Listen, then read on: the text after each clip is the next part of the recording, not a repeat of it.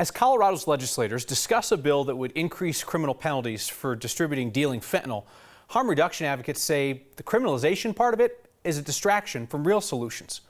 Harm reduction is the idea of focusing on making life safer for people who use drugs, with the hope that then they'll be around, they'll be alive for the day that they decide to start recovery. Katie Eastman spoke with a woman who does this work after going through the process herself. Yeah, Kyle, I spoke with Maggie Seldeen over Zoom today. She drives all over rural western Colorado as the director of High Rockies Harm Reduction.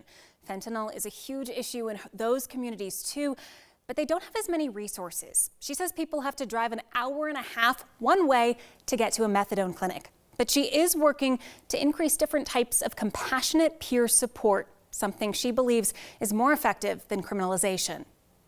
And that's working with a person daily, weekly, checking in with them all of the time, connecting them with relevant treatments and services, connecting them with housing, with food, with education, with childcare, with vocational opportunities, focusing on creating stability in every aspect of a person's life is way more likely to get them to recovery than criminal punishments and fines and jail time and treatment time will.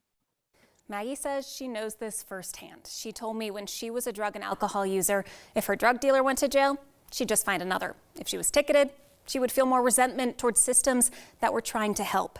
Her mom died of a heroin overdose when she was 15. Slowly, she found people who loved her and didn't push her into sobriety. She says that's what eventually helped her into recovery.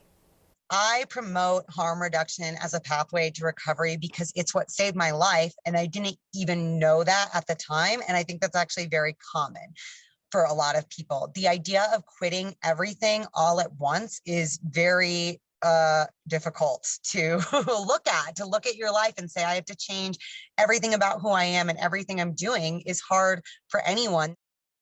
Maggie says there has always been a lack of understanding the mindset of people with substance use disorder.